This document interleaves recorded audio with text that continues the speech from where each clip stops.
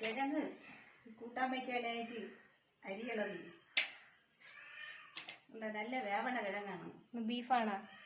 ഇത് ബീഫല്ല, അയല മീൻകറിയും കിഴങ്ങും. അപ്പോൾ ഇന്ന് കിഴങ്ങ് വാങ്ങി, 1 കിലോ കിഴങ്ങ് വാങ്ങി. എത്രയാണ് 1 കിലോ ഇവിടെ? 1 കിലോ 50 രൂപ. ഈ കിഴങ്ങരിയാൻ നല്ല സ്പീഡാണ് കേട്ടോ. നല്ല അടിക്ക് കിഴങ്ങരിയാൻ പറ്റും. അത് നല്ല വിചാത്തി വേണം. ഞാൻ അരിഞ്ഞു. ഈ മുറ നോക്കിയാണ്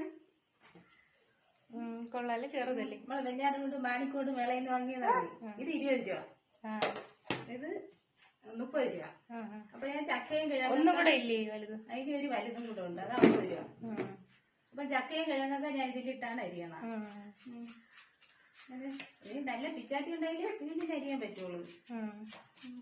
ഈ പിച്ചാത്തി കിഴങ്ങരിയാനും ചക്ക അരിയാനൊക്കെ മാറ്റി വെച്ചേക്കുന്നതാണ്.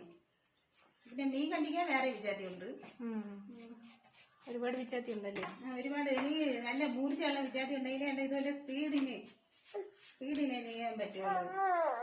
എനിക്ക് അരിയാൻ നല്ല പ്രാക്ടീസാണ്. സ്പീഡിനെ പിച്ചാത്തി വേണം. ഇതുപോലെയുള്ള ഇനി ഞാൻ പെട്ടെന്ന് അരിയും.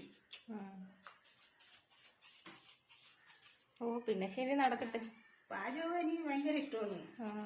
പാചകം ഞാൻ പെട്ടെന്ന് തീർക്കും പാചകം.